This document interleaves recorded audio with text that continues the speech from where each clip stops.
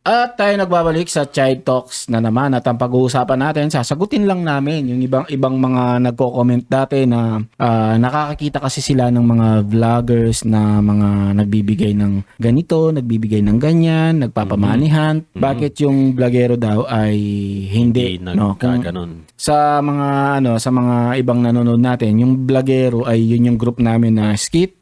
At hindi kami nagpapakita sa camera, no? Take note, hindi kami nagpapakita sa camera na tumutulong kami. On behalf of vlogero, ako bilang isang tumatayo sa Pioneer, no? Ay ginagawa namin 'yan, mga tol. Hindi lang namin pinapakita sa camera. No, kagaya nung itong nakaraan na na pagkapauwi kami ng riot, lahat ng nadadaanan namin na available naman kaming mag-stop, tinutulungan namin. Alam 'yan si Mrs. actually, no? Siya yung nagbibigay kami ng mga nakasobre, hindi litaw na tipong ibibigay mo para may makakita pa tapos pera talaga, no? Kami nakasobre, minsan patago. Kunwari, inaano mo yung tapos hawakan mo yung kamay, meron na palang sobre doon, yung maliliit, no? Tapos may cash yun, minsan pagkain, no? Bibili kami ng bigas, pamimigay, ganon. Or sa kung man, bago kami umuwi ng dito sa baryo namin, dadaan muna kami ng O-Save, bibili kami ng mga something na pwede namin ipamigay sa mga nakikita namin na worth na bigyan. Kagaya nung namimigay din kami sa mga kagaya nung halimbawa, nag-drive-thru kami, no? Yung mga nagtatrabaho talaga. Yun yung mga binibigyan namin, hindi yung mga katok-katok na yung mga against sa law pa yon. Oo, pwede ka pang Pwede ka pang doon, reklamo kasi binibigyan mo sila kaya lagi silang nasa kalsada. Kaya sila dumarami. Uy, nakakakuha ko doon. Punta ka rin. Mga ganon, no? So, yung mga ganon, ekis kami dyan sa mga ganon.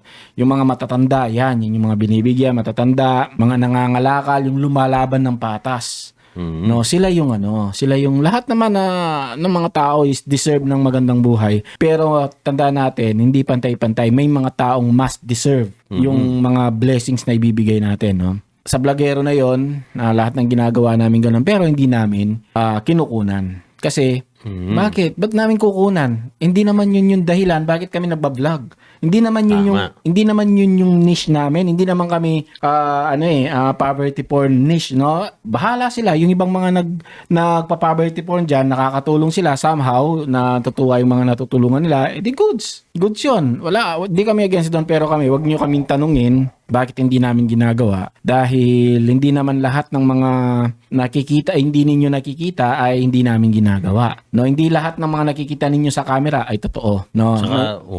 Tsaka par, yung isa rin sa bilang isang vlogero din, para sa akin pag siyempre sumikat na tayo, nakakapondo na tayo, siguro mas okay na lang yung magtayo tayo ng talagang institusyon na tutulong sa mga yun. Baka yun, mas okay pa yun Nun na lang. Hindi naman kailangan na ipangalandakan mo pa. Kagaya si anong pangalan nun, yung banggitin ko na rin. Total, walang katapos ang banggit-banggit sa kanya Si FLM, si Francis Leo Marcos, di ba? Nung talagang, yun yung content niya Yan natin, nakakatulong Di ba? Mas okay na yung may natulungan ka na ginamit mo sa poverty porn. Okay lang yon, at least natulungan yon. Pero somehow, yung content creator pa rin yung natulungan. Kagaya ng nabanggit mo pa. Yung content creator ang natulungan nung pulube. May isa na namang pulube. May isa na namang content creator ang natulungan ng isang pulube, no? Yun.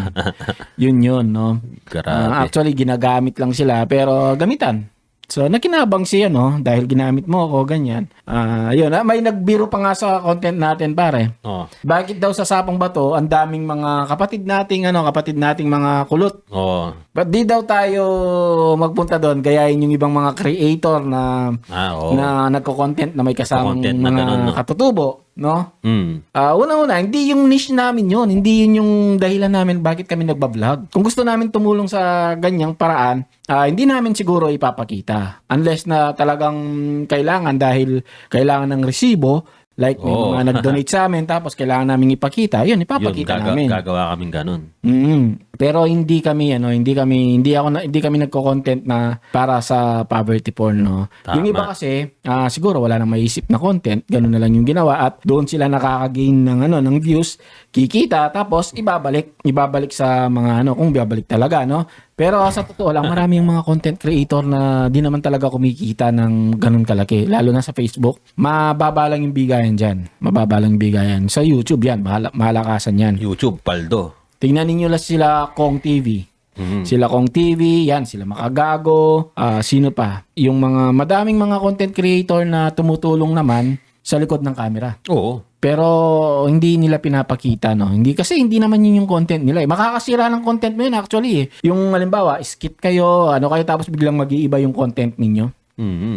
Biglang kagaya nito, podcasting kami. Tapos bigla nyo kaming makikita, no? Ay, punta tayo dito at pakainin natin tong mga, although okay lang yon, okay lang pagka, talaga, like I said, kailangan ng resibo. Okay lang, pero may epekto yan sa algorithm. Di Facebook, no? Minsan nakakasira yan ng mag-iiba ka ng pangalan to? Mag-iiba ka ng niche. Tapos dun sa video mo, ang dami pang mga bata ang litawang pagmumuka. Yari tayo dyan, no? May rules about dyan. Pero ngayon, limited na lang. Pero di pa rin mawawala yan. Baka one day, biglang ibalik. Pwede. Bigla kang singilin sa ganyan na, uy, yung video mo na ganito. Minsan kasi kami, mabibigla ka na lang. May violation ka na ginawa mo yung video na yun years ago pa. Oo. Dahil sa bagong patakaran. rules, no? Yun yung pangit sa algorithm ni Facebook minsan, no? Few years ago, okay yung pagbebenta ng glutathione. Then, nung 2023 yata, 24, biglang bawal. Isipin mo yung mga post naming mga 5 years ago, 3 years ago, biglang Binawal, no? violation daw. Violation. Violation sa rules na hindi pa nag-e-exist nung pinost namin yun. Grabe. Ganon katindi yung glitch ng mga rules ng mga social media. So, pwede tayong matamahan sa mga ganyan, no? Like I said, kami, kapag siguro, yan, gusto ninyong tumulong, nag-donate kayo sa amin, nagpadala kayo, kumontak kayo sa amin, no? Ipadala ninyo tong mga tulong na to sa mga kapatid natin sa, sa Bliss, no? Tawag doon yun Sa Target. sa Target. Target, Oo. Padala ninyo doon. At kailangan namin ng video, edi gawin namin. Ganon. Pwedeng ganon. Pero yung, halimbawa, sariling packet namin, di na namin kailangan ipakita pa yung mga ganon, no? Unless na talagang desperado na kami at kulang na kami sa content, wala na kaming maisip. Oo. Yung Gawin nila tayong medium para channel para idala natin yung mga gusto nilang tulong. Sige, pwede tayo sa ipa-flash namin yung Gcash. Flash natin 'yon. Papakita namin na ganun. Kagaya nung madaming content creator dito sa Pampanga na ganun na yung ginagawa, no?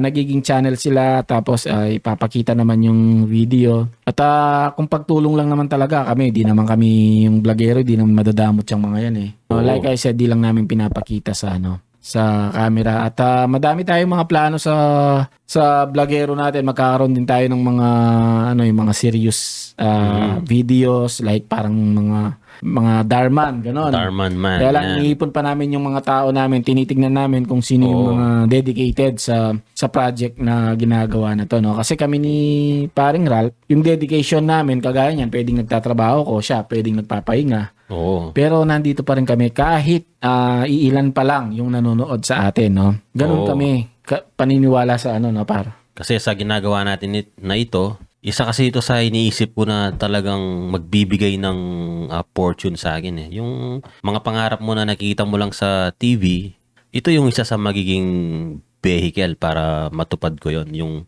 ganitong klaseng ginagawa. Content creation, podcast, yan. Kasi may mga nauna na sa atin eh na nakita pumaldo. naman natin, Parang lang yan, parang pinakita sa'yo yung blueprint, tapos sinabi sa'yo, pag ito sinundan mo tong plano na to, ito yung klase ng bahay na may tatayo, nandyan na. Tapos, hindi ka pa ba maniniwala? Nandyan na nga madami na nga kumita sa ganitong larangan ng galawan sa SOCMED. So, dapat i-maximize, di ba? Tsaka ganun ka yung dedication namin kasi. Kung hindi kami naniniwala sa ginagawa namin na to, tatama rin namin yan. Magtatamad kami, no? Kaya kung kayo nagko-content kayo, no? Nagko-content creation or kung ano man, consider ninyo yan as business, no? Hindi lahat ng tao ay makapalang pagmumukha sa camera. Pagka kaya mong humarap sa camera at magsalita, isang na yan, asset na yan, tandaan niyo yan, asset na yan. Tapos ang iba, ang gagaling sa camera, ang gagaling sa mag-content, pero walang right tools. walang internet, nagde-data lang. Walang tools. Diba, Walang may ganito. nakikita tayong ganyan, no? Sa Oo. online par, nasa bundok. Kailangan pa niyang bumaba ng bundok para lang mag-upload. Tapos Pero, yung cellphone niya, ano par? Ang papangit ng pangit pa. quality. Pixelated yung kuha, mga ganun. Isipin nyo, tapos yun, pumaldo yun eh. Pumaldo yun sa, pinakita ko para yun sa group natin, no? Imagine, while meron kaming access, may camera kami, may Oo, mic. mic. Ang gaganda ng camera. Pagka bumili ako ng camera, gusto ko, pagka Quality. pinindot yung record, dun pa lang is makikita mo na yung difference namin. Yung makikita mo na, seryoso tong mga to. Oo. Nag-invest tong mga to. Yun yung Tama. sinasabi ko na hindi lang kami basta-basta, nandyan yung quality.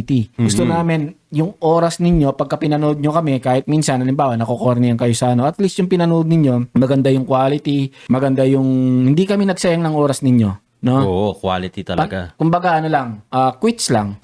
Nagsayang kami ng oras sa paggawa ng video na yon, nag-spend kami ng resources, tapos hindi niyo nagustuhan, nasayang yung oras ninyo, pantay lang. Match lang tayo. Match lang. Unlike sa iba, kinuha lang yung cellphone, tapos video, tapos uulitin lang yung mga ibang nag-effort, yes, pero Quality. hindi quality, no? Oo. Yung quality yung pinag-uusapan natin. Pero ikaw, same time na ginugol mo sa oras na gugugulin mo sa mga quality na videos ay ang sakit eh. Parang nasayang yung oras mo. Halimbawa ako, dati may mga pinapanood ako na umabot ng 2 minuto tapos nakita mo lang, ganun lang pala. Parang nasayang yung oras mo, ganun. Yung pakiramdam mo na ninakawan ka, Ng oras o minuto, no? Pare, no? Total, nandyan na tayo. Yung mga tao, immune na sa pagsasayang ng oras, no? Immune na sa ganyang buhay. Nagsasayang ng oras sa social media. Gumawa na tayo ng content na quality yung pagkakagawa. Ganon. Yun yung ino-offer namin sa Blagero. Kahit sa mga kasama namin, kung nakikinig man Blagero, kayo, no? yan. May nakikinig man kayo, sipin nyo, meron tayong camera. Meron tayong mga mic, meron tayong ilaw, meron tayong office, no? Meron tayong, si Ney, nag-e-edit, nag-shoot. Shoot. Grabe yung iba, sila na yung magsiset, sila pa yung gagawa ng script. Tayo, eto, talita, act, yun na lang. Meron na tayo eh. Bakit? Pagka pumaldo ba tong ginagawa natin, ang paldo lang ay kami? Hindi, lahat tayo. Oo. Diba? Solid. Yan yun, meron tayong resources, no? Imagine, gustong-gusto mong mag-content tapos yung mo lang, yung cellphone mo lang is ilan lang yung gig niya, na limited lang sa 3 minutes, tapos mag-e-edit ka, wala ka pambili ng CapCut. Ang dami mong kailangan gawin eh. No, while sa atin, ito, libre na yung resources, nandito na, mag-shoot na lang tayo, pinaka-sacrifice mo, ibigay mo yung oras mo, kasi kung naniniwala talaga tayo sa ginagawa natin, nayayaman tayo, di natin ito tatantanan eh. Oo. Nakikita tayo dito, di natin tatantanan. Imagine, tatrabaho ka ngayon, bakit ka nagtatrabaho? Kasi, alam mo, may kita ka dun eh. Pero nag-spend ka ng ilang oras. 8, siyam. Diba? Kasi alam mo, ang difference lang kasi dito, tayo yung gagawa ng ating income kung magiging Kikitain. totoo ba or hindi. Oo. Kasi dun sa pagiging empleyado, sure yung kita mo eh. Yes, nandyan na yun, sure yung kita mo. Dito kasi, yung nagbablock sa iba, sa mga content creator, no? Nagbablock sa kanila is hindi naman sure kasi. Kaya ganito, alam mo, bakit hindi siya naging sure? Kasi ikaw mismo, ginawa mo ng hindi sure. Pero kung i-act mo siya as sure, wala yung hindi sure eh. Baka hindi ako kumita dito eh. Pagka tinanggal mo yung hindi sure, magiging sure yan. Oo. Palagay ninyo, sila Kong TV, sila, ano ba yung pangalan nun? Yung Team Bugok. Oo. Sila Pio Balbuena, yung mga yan. Palagay ninyo kung Sir Gavin, yung mga ganon. palagay ninyo may pagdududa sila. Yes, nagkaroon siguro ng mga pagdududa pero tuloy-tuloy lang. Palagay ninyo pagka uminto sila dahil sa duda nila, nandyan sila sa kinalalagyan nila ngayon. Tsaka lahat ng bagay na nangyayari, talagang mag-umpisa yan sa loob ng isip mo. Oo, utak. Pagka nag-negative ka na wala na. Oo. Kasi marami kasing maraming mga tao na negative. Wala lang yan. Di naman parehas lang din yan. Hindi naman kikita yan. At least, kami, gumagawa kami ng mga bagay na somehow talagang kikita. Papaldo. Ikumpara mo sa iba na walang ginawa kung hindi maging audience lang sa ginagawa namin. Yung mga ganon. At saka, Mas lalong walang tira yun. Tsaka Walang parang bitaw. Sabi nakakaano nga eh. ni Man Malupiton, walang bitaw. Nakakaano rin eh, mas masakit yung pumunta ka halimbawa dito, sabi nila no. Sabi nila sa kunwari 10 kayo, sabi nila, pumunta ka sa lugar na to, sabi nila kasi may chismis na pagka pumunta ka dun sa lugar na yon, makakakuha ka ng cheque na 2 milyon kunwari. Yung kalahati pumunta, yung kalahati nagduda. Yung mga kalahating nagduda na yon, nasa ano lang, nasa bahay lang, naghintay. Bumalik ngayon yung bumalik ngayon yung 5 umalis at dala-dala yung cheque na tig 2 million. Mas masakit yun. Oo. No, mas masakit masakit yung yun. nangihinayang ka. Mas masakit yung Tama. panghihinayang kaysa sa nag-try ka at wala, Tama. na-disappoint ka. Oo. Mas masakit yung mas masakit yung nangihinayang kaysa sa nadi-disappoint. Disappoint, okay lang Konti lang, pwedeng oo. lumipas yan eh. Oo. Pero yung panghihinayang kasi pagka naisip mo sayang no, dapat talaga pumunta ako doon, 2 million yun eh. Hahantingin ka nun, buong buhay mo. Pero Di ba? yung pumunta ka lang na disappoint ka, di Ay, ba? wala naman. Ang daming disappointment sa buhay natin na nakapag-move on tayo. Pero may mga bagay na mga pinagsisisiyan tayo, nangihinayang Oo. tayo. Pagka naisip mo, manghihinayang ka ulit. Kumbaga sa salitang Kapampangan, pag na-disappoint ka, ano lang ay bomba, laman. Ganun lang eh. Ganun Tapos lang. na. Wala Tapos na. Pero yung, sayang no, kung ako yung siguro, Oo, grabe, ganun, sayang. no? Tignan nyo sa pag-ibig na lang, yung mga love na ganun. Crush pala niya ako, hindi ko Oo. siya niligawan. Oo, mga For ganun. life mong dadalhin yan. For life, oo. Pero yung nag-try ka, niligawan mo tapos binasted ka, okay lang. At Diba? least, wala nang question, di ba? Wala nang question dun. Tapos di rin pala talaga magiging akin. Period. Tama. Yun yun. Mas masakit yung manghihinayang ka. No? Halimbawa, ito, ginagawa namin. Madami yung naging member ng Blogero. No? Simulat sa pulpa, yung mga RGT vlogs. What if one day, sumikat yung Blogero? Sumikat kung sino man yung mga active. Sumikat na hindi man ka-level nila kong TV, pero alam mong kumikita ng milyon-milyon monthly. Palagay nyo, sasabihin ng mga dating niyaya pero hindi na tumuloy. Sasabihin ng mga yan either sisiraan kanila na, ganyan lang naman yan eh.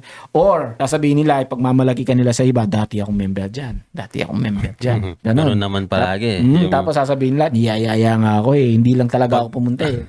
Pag yung isang tao umangat, sumikat, ultimong pinakakuko mo na sa pinsan, babanggitin mo pa, Oo. ano ko yan, pinsan mo. Yung patay nga lang eh. Oo, no? Di ba? Namatay nga lang, makikisali pa sa kasikatan eh. Parang dahil pinag-uusapan yung patay at siya yung trend. Kunwari, alam mo, pinsan ko yung kaibigan ng kapitbahay niya.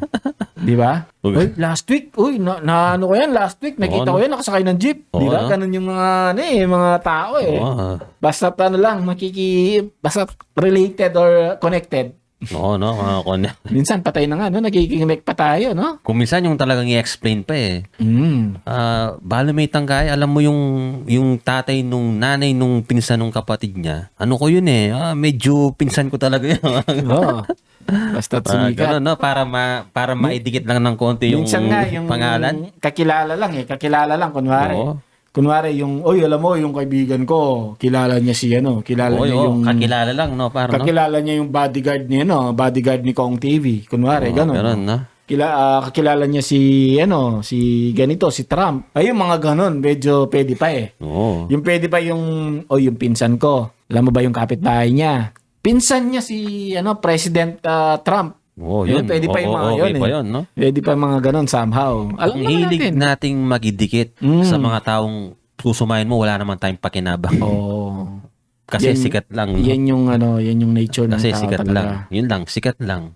Nature na ng yan Oo, eh. siguro, Nakatanim nature. nakatanim sa atin na gusto natin somehow ng recognition. Credentials, recognition. Gusto natin Sa na bagay, nare-recognize tayo. tayo, minsan sa buhay natin, naging ganun din naman ako. Oo, kahit ako wala ganun namang din. doon, wala namang Kaya accepted. alam natin i-explain pa Oo. kasi naging ganun tayo. Pero hindi tayo nagbabad sa ganung klaseng Ganun klaseng mentality. Kaya nga nakukuha na lang natin ngayon na ibahagi, ganun. Kasi lipas na sa mga ganung klaseng ano. So, yun lang. I think at least na-explain namin bakit hindi kami nagpapakita Oo, sa yung video poverty na porn nagbibigay yung tawag. kami ng meron kaming ginawa, meme, skit, na meron tayong ginawa actually, yung sabon. Tinry namin, pero hindi yun yung niche namin eh. Kaya, Hindi talaga yung niche namin yan. Wala sa namin. Hindi kami nagbablog para ganon. That time, alam nyo bakit namin ginawa? aminado ako na wala na maisip na content. Oo. No, probably ganun din yung iba. Nagko-content, may skit, tapos biglang one day wala na maisip, ganito na lang tayo. Kasi may views Oo, diba? yun lang yung Hindi ano natin nun, sila masisi. Gusto nilang sumikat, gusto nilang kumita sa content. Pero kung passion mo yan, stick ka sa kung ano man yung Sa ginagawa passion, mo. oo. So, yun lang. At I think hanggang dito lang. Alright. Maraming salamat. And Blogero God bless. Talks ay Chai TV. Side Talks. Side Talks. Yeah. Oh, yeah.